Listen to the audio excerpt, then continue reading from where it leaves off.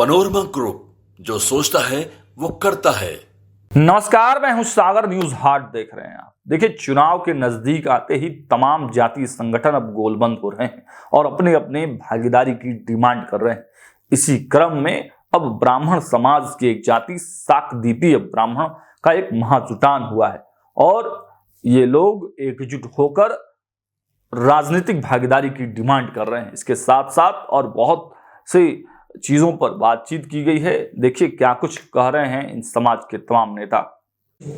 तो खोजा गया तो अमेरिका से इंजीनियर आने में टाइम लगता, तो वहाँ के जो मैकेनिकल इंजीनियर ने कहा कि देखो इंडिया में कोई है, तो एक मैकेनिक के पास गया तो बोले कि हमारे पास तो टेक्नोलॉजी नहीं है लेकिन हम जुगाड़ लगा सकते हैं।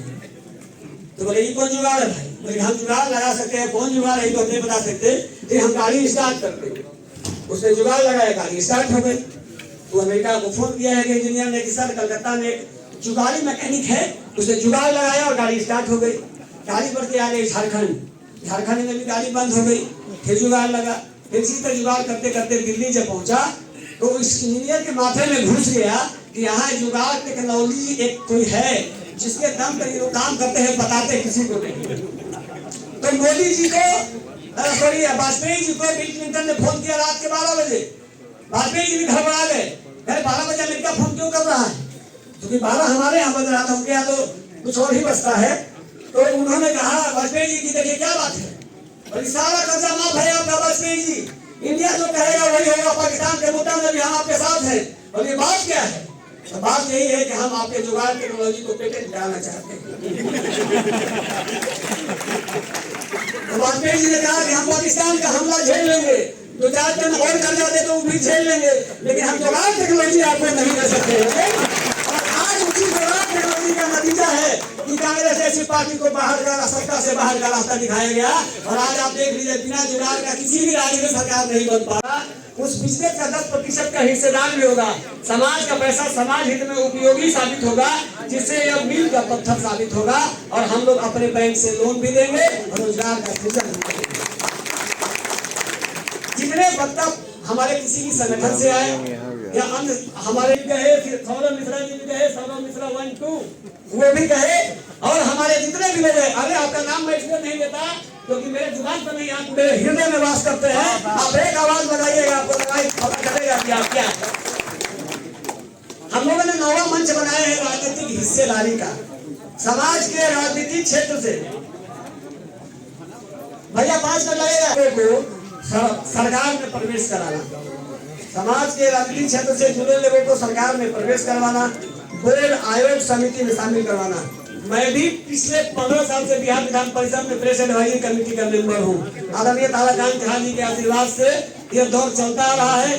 बीच में हारून रशीद ने इधर उधर करने की कोशिश की थी, लेकिन देवेश चंद्र ठाकुर जी जैसे ही बने, 2 महीना पहले मेरा नाम काटा गया था, देवेश चंद्र ठाकुर जी जैसे ही बने उन्होंने बुला के मुझे फिर से कहा कि आप सदस्य हैं, फिर से लेटर निकला।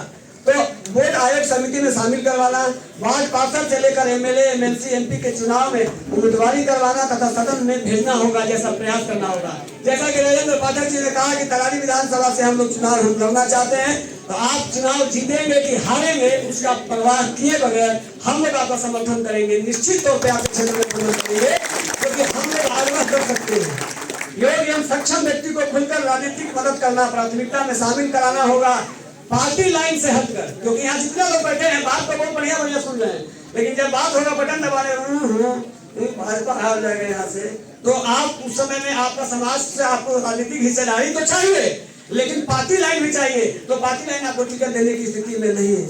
आज के तारीख में शाकदीपीय परिवार का एक भी उम्मीदवार भारतीय जनता पार्टी से मजबूती से टिकट ले ले, चाहे वो भाजपा हो, राजद हो, जदयू हो, कांग्रेस हो, लोजपा हो, हम आप जात बात कोई भी पार्टी हो, वो आपको टिकट नहीं देने जा रहा है। टिकट देगा तो उसका कीमत लेगा।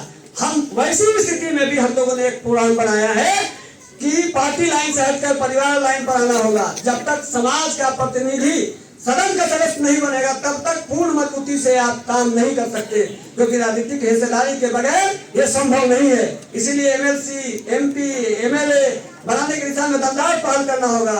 अगर जुगाड़ करने के बाद भी अगर एमएलसी का पद अगर लेना हो तो हमारा शाकदीपीय समाज इससे पीछे अब नहीं हटे, या फिर जुगाड़ लगाना। तो ये सब आपका सदन में जब भाई बैठेगा तभी आप मजबूती के साथ बात कर सकते हैं, क्योंकि आपके बात करने के लिए सारी बातें होगी, लेकिन आपकी बात होगी कि नहीं होगी इस बात की पूरी गारंटी नहीं होगी।